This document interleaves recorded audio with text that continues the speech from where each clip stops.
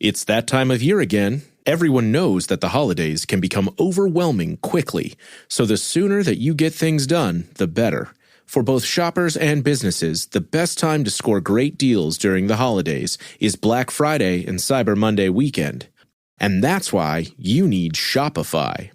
Shopify is the commerce platform behind millions of businesses around the world and 10% of all e-commerce in the U.S., from household names like Allbirds and Cowboy e-bikes to entrepreneurs who will be participating in their very first Black Friday or Cyber Monday this year. Shopify has everything you need to succeed from start to finish. First, Shopify's marketing tools help push your brand to the forefront of the chaos, no matter what platform your customers are on. Then, Shopify helps draw customers in with the ease of a convenient checkout with Shop Pay, Shopify's expedited checkout that saves customers information and reduces hassle. The best part? Shop Pay has been proven to boost conversions, meaning you see less abandoned carts and more profits. You can also stress less knowing that Shopify's award-winning customer support team is on standby 24/7 to help with any issues that arise, allowing you to get back to business as fast as possible. This Black Friday, join thousands of new entrepreneurs hearing for the first time with Shopify. Sign up for your free trial today at shopify.com/income. That's shopify.com/income. Go to shopify.com/income and make this Black Friday one to remember. This episode is brought to you by Progressive Commercial Insurance. Business owners, meet Progressive Insurance. They make it easy to get discounts on commercial auto insurance and find coverages to grow with your business. Quote in as little as 8 minutes at progressivecommercial.com. Progressive Casualty Insurance Company. Coverage provided and serviced by affiliated and third-party insurers. Discounts and coverage selections not available in all states or situations.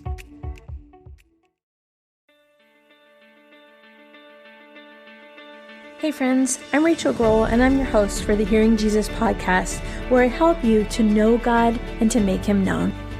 One of the things that I love about the Song of Solomon is that it includes principles for our marriages today. And when we live according to God's design for marriage, it can move a good marriage to a great marriage. We're going to unpack all of that and more today. Today, we're continuing our series on love, sex, and the Bible as we go through a Bible study on the Song of Solomon. Today, we are diving into Song of Solomon chapter 5, and I'm reading from the New American Standard Bible. So I'll go ahead. I will read it, I will give some commentary, and then I'll read it again for you to meditate on this portion of God's Word. Just a reminder that as an additional resource on our Patreon page, included as part of our ad-free episodes, we have journaling prompt downloadable worksheets every single day. So starting at just $5 a month, you can get that resource, or you can get all of those journaling prompts into one workbook. If you're a deeper dive member, you get that included in membership, or you can pick that up on our website for only $7. Again, I just think journaling is an excellent way to get the information from your head into your heart. So starting at verse 1, chapter 5, and this is the groom talking. And if you'll remember from where we left off last week, they are separated. So this beginning portion, the groom is in the season of where they're separated.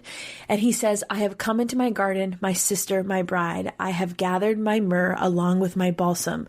I have eaten my honeycomb with my honey. I have drunk my wine with my milk. Eat, friends, drink drink deeply, lovers. Now the bride responds, I was asleep, but my heart was awake.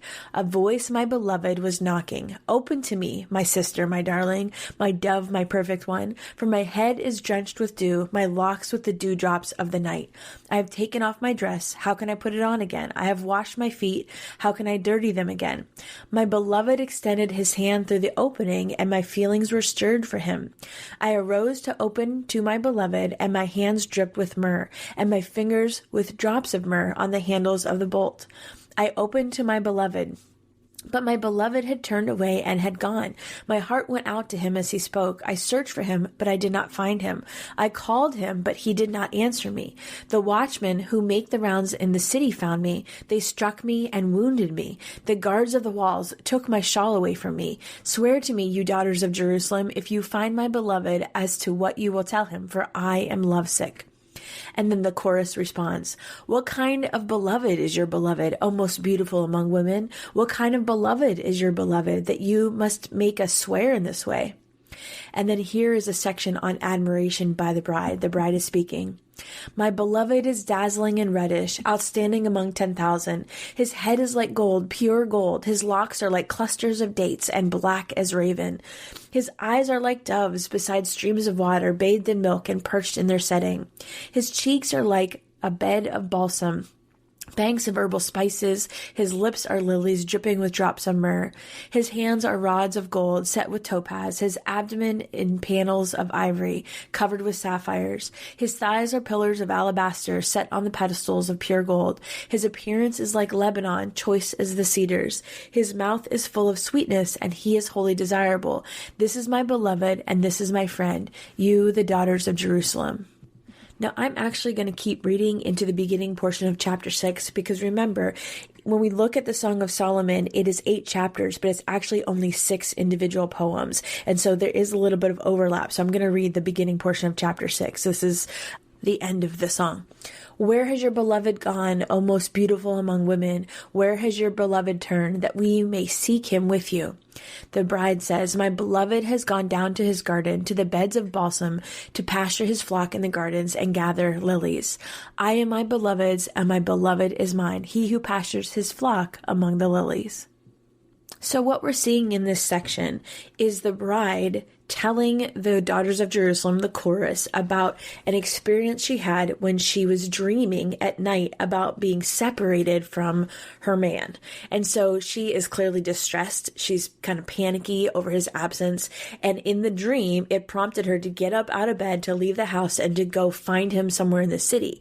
And when she got to the city, she encountered the watchmen, and they beat her. And so I think it is a very telling thing about human behavior and the behavior of women. You know, we get to a place, especially when we're in love, where we can get panicky about just even having bad dreams about being separated from the one that we love. And that's what we're seeing here. And so even though it's a dream, I think it's important to point out some of the things that we might miss, because we're in a culture that is far removed from this time frame, and sometimes we don't understand this ancient form of poetry. So in verse 4, it says, my beloved extended his hand through the opening, and my feelings were stirred for him. And so that, and often ancient times would describe a sexual connotation or a sexual relationship. Remember, at this point, they're married, and so that is a normal part of marriage. But it also talks about his attempt to open the door to her heart, likely from the outside. And so he has been persistent with that. And as a natural progression of the relationship happens, there's an increase in desire. And he is increasing his desire for her. And that is prompting her to respond to him. And so that's a natural part of this progression of the relationship. And then when it says, my hands dripped with myrrh, as we've seen throughout this book, it's often associated with love or lovemaking, and it's talking about this romantic passion that now that that's been aroused, now that they're married and they've experienced that, she wants that to continue. And so it's a poetic way to talk about how there's this sexual relationship that is going on between the two of them, but they're not being explicitly erotic, or they're not saying things in a way that is offensive, but they are letting you know that this is a sexual relationship. And then she says he was gone. Her heart sank. And so that is something, like I said, we've all had those panicky dreams before. But she is distressed to the point where she is immediately going to risk wandering through the city streets late at night, which in that culture was very, very dangerous. And so it's an indication of the depth of her love. And we see that she recognizes that because it talks in verse 7 about how the watchman beat her. Well, the reason why the watchman would have beat her at night was because no woman except a prostitute would have been alone in the city at that late of night. And so being a prostitute was not welcome in that culture. And they would have beat her because she shouldn't have been out there. And so it's interesting to see, even in her dream, the depth of her love for him. And then the daughters of Jerusalem, the chorus, they ask, well, what kind of man is he that you would make us swear in this way? What kind of man are you so enamored with. And so she responds to that question with this poem, and she talks about his virtues and his worth. And so the way that she describes him, it's not really going to be helpful. Like if they were asking that because they wanted to help find him, it's not like they could recognize him by the way that she describes him. But the point in all of that is he's too amazing of a man for her not to pursue him and do whatever she has to do in order to protect their relationship, in order to find him, because he's too valuable to lose. And I love that these descriptions are the counterpart to how he described her in a previous chapter. Remember, we talked about the kind of poetry that goes from the head to the feet. It's called a wasp. WASF. And remember, this is a poem where now it's the woman praising his body and begins with the head and goes to his feet. And we went through that when he described her that way. Now she's describing him that way. So she talks about how he's reddish, or in other translations, he would be ruddy. So it says, my beloved is dazzling and reddish, or radiant and ruddy. And so those are terms that probably describe an appearance that is an indicator of how healthy he is, or prosperous he is, or how successful he is.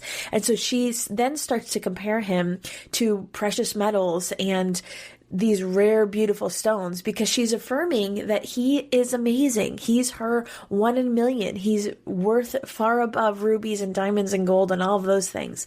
And so she goes on to start describing these things. And I think a lot of them, we don't necessarily need to unpack. We can understand them at the face value, what she's meaning by them. But there are a couple things that I want to point out. So she talks about him being bathed in milk.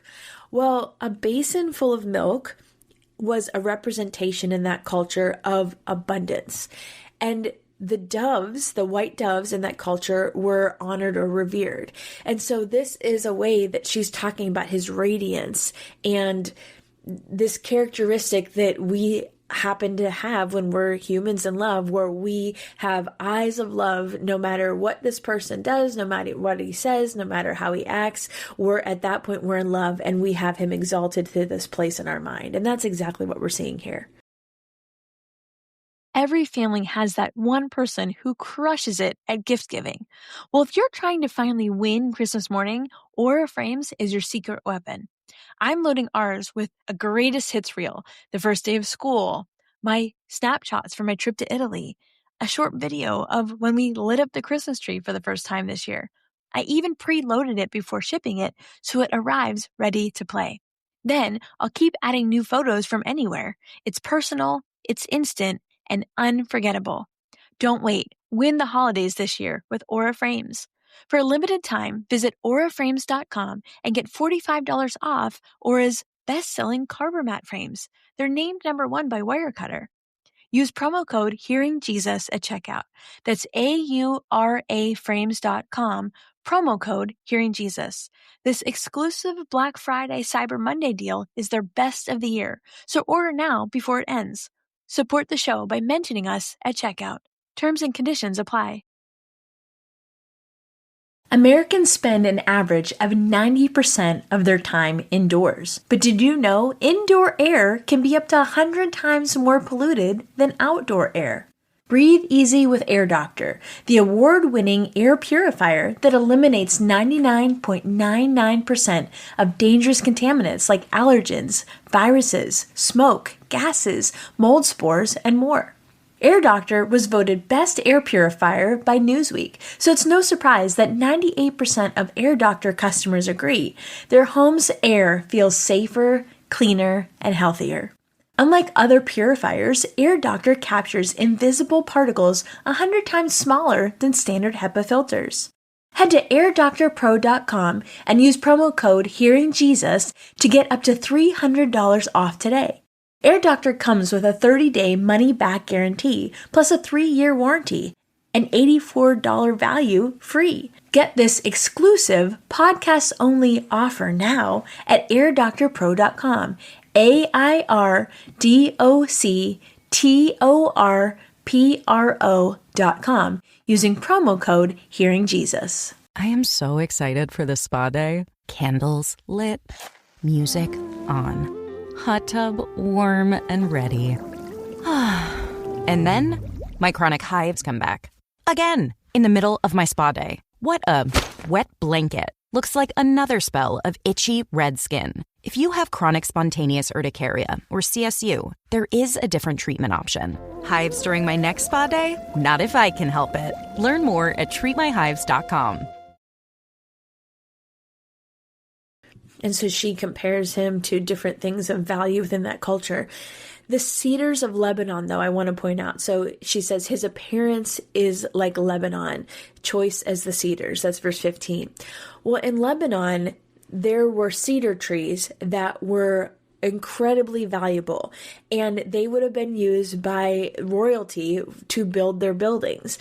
They were used in constructing the temple in Jerusalem, and the palaces that both David and Solomon built used these cedars of Lebanon. And you know just as well as I know now what cedar smells like. And so there was an aroma to that kind of wood, which made it very resistant to damage from insects or dry rotting. It was known for its strength. It was highly valuable. And so this is a metaphor that's talking about his appearance as well as his strength and how valuable he is.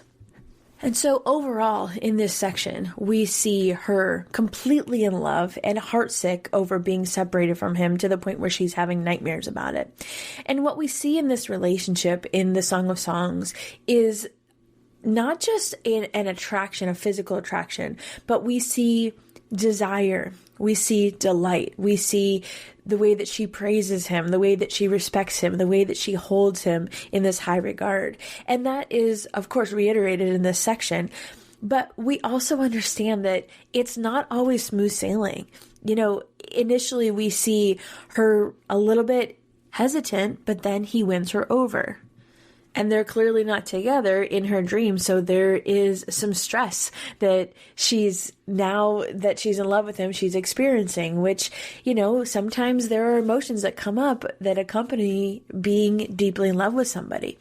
But I think one of the things that I want to settle on in this passage is the worth that she finds in him. And it's not just his beauty, but she's talking about aspects of his character and the worth that she finds in him. And I think that's important because it's part of the commitment that we make to each other. And he is reciprocating those feelings. We see that back and forth with these poetry, these songs, where he is kind of talking about her beauty and her worth and her value, and then she's talking about his beauty and worth and value. Those feelings are reciprocated, and it's an assurance that they are in this mutual place of adoration of each other.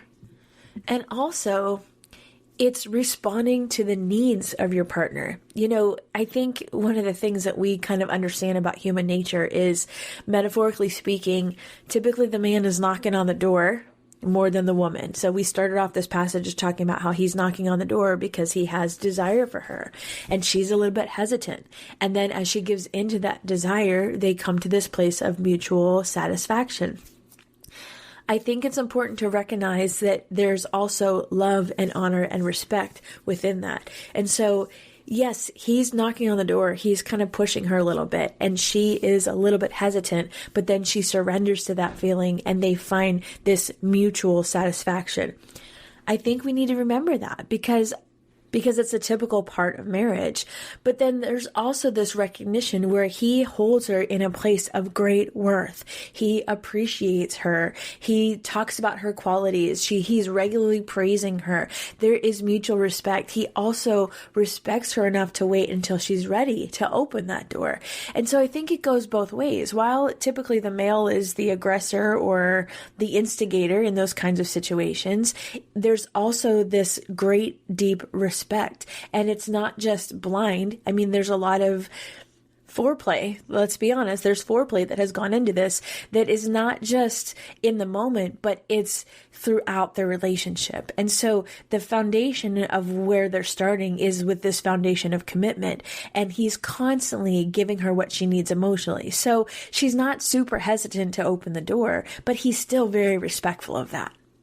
It's part of the reason why we did the Love Languages series first, because I think that all plays into how we speak love to our spouses. And so as we kind of apply some of these principles to our own marriages, we recognize that it is through the context of respect and praise, that passion and delight can grow, and not just grow, but flourish to a point where other people can see that around them, to the point where other people are asking questions like, what's so special about this guy? People around you should be asking that because of the way that you were enamored with your spouse. Our marriages can be a testimony to the world around us, including those close relationships around us. And if we are believers, our marriage should be a testimony to God's faithfulness and the covenant of marriage. And so I want you to even think about that. Do the people around me see my marriage as a testimony, as part of the Christian faith? Do they see that, or do they see something different? And one of the things that I so appreciate about my husband is I hear from his coworkers. It doesn't matter where he works. I have heard for years from his coworkers, wow, your husband really loves you. I hope to have something like that someday. Or vice versa is true. When I might be out with girlfriends and they are in the man hater club and I really don't have much to say because I love my husband and we don't have those kinds of problems. And then I'm able to encourage them that it doesn't have to be that way. But I think that foundation that is there is this idea of respect and praise. And like I said, it's in that foundation of respect and praise that passion and delight come from. And so let's think about our marriages as a testimony. And maybe there's some conviction right there, and I want you to know, if you haven't listened to the very beginning episodes of this podcast, you might want to go back and have a refresher. But there's a difference between a voice of condemnation, which is from the enemy, and a voice of conviction, which is from God. And so I want you to start thinking about what's going on in your mind, what's going on in your heart when I say the words that your marriage should be a testimony to those around you. So given that, I'm going to go back and I'm going to reread chapter 5, starting from verse 1. The groom. I've come into my garden, my sister, my bride. I have gathered my myrrh along with my balsam. I have eaten my honeycomb with my honey. I have drunk my wine with my milk. Eat, friends, drink, and drink deeply, lovers. The bride. I was asleep, but my heart was awake. A voice, my beloved, was knocking. Open to me, my sister, my darling, my dove, my perfect one. For my head is drenched with dew, my locks with the dewdrops of the night. I have taken off my dress. How can I put it on again? I have washed my feet. How can I dirty them again? My beloved extended his hand through the opening, and my feelings were stirred for him. I arose to open to my beloved, and my hands dripped with myrrh, and my fingers with drops of myrrh on the handles of the bolt. I opened to my beloved, but my beloved had turned away and had gone. My heart went out to him as he spoke. I searched for him, but I did not find him. I called him, but he did not answer me. The watchmen who make the rounds in the city found me. They struck me and wounded me. The guards of the walls took my shawl away from me. Swear to me, you daughters of Jerusalem, if you find my beloved, as to what you will tell him, for I am lovesick. And then the chorus response, what kind of beloved is your beloved, O most beautiful among women? What kind of beloved is your beloved that you make us swear in this way? The bride. My beloved is dazzling and reddish, outstanding among 10,000. His head is like gold, pure gold. His locks are like clusters of dates and black as raven. His eyes are like doves beside streams of water, bathed in milk and perched in their setting. His cheeks are like the bed of balsam, banks of herbal spices. His lips are lilies dripping with drops of myrrh. His hands are rods of gold set with topaz. His abdomen is panels of ivory covered with sapphires. His thighs are pillars of alabaster set on pedestals of pure gold. His appearance is like Lebanon, choice as the cedars. His mouth is full of sweetness, and he is wholly desirable. This is my beloved, and this is my friend, you daughters of Jerusalem. And then chapter 6, the beginning part. Where is your beloved gone, O most beautiful among women? Where has your beloved turned, that we may seek him with you? The bride responds, my beloved has gone down to his garden, to the beds of balsam, to pasture his flock in the gardens and gather lilies. I am my beloved's, and my beloved is mine, he who pastures his flock among the lilies.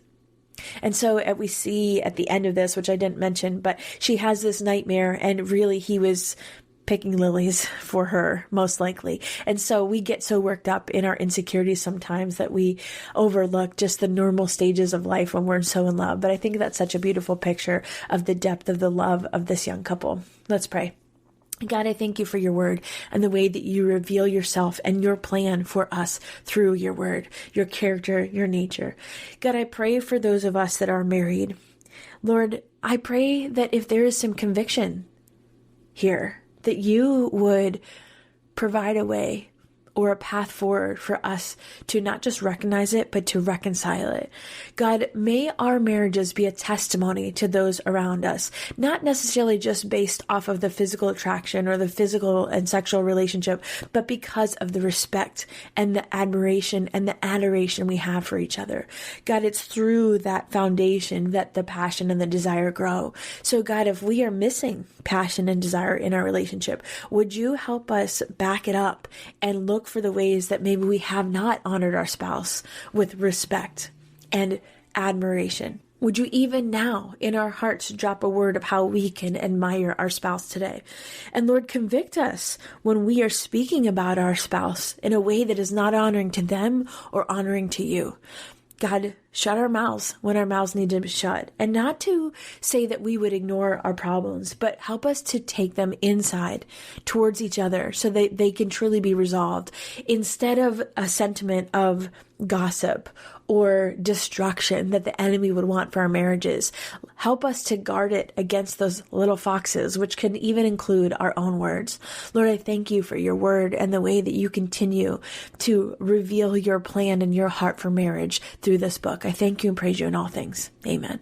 If this Love, Sex, and the Bible series helped you see God's heart more clearly, I want to invite you to take the next step, which is my Knowing Jesus course. It's a simple 4-week path to help you hear his voice more clearly and gain confidence in your relationship with him.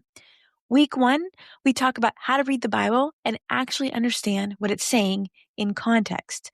Week 2, we talk about some of the reasons why we stop hearing from God and feel like we hit a wall in our spiritual lives. Week 3, we talk about spiritual authority and spiritual attack. I walk through some spiritual warfare tools like how to do binding and loosing prayers, how to anoint and cleanse your home spiritually, and how to fight from victory instead of for victory. And then in week 4, we look at the ways that our emotions and even our own bodies can sometimes be barriers that get in the way of hearing the Lord.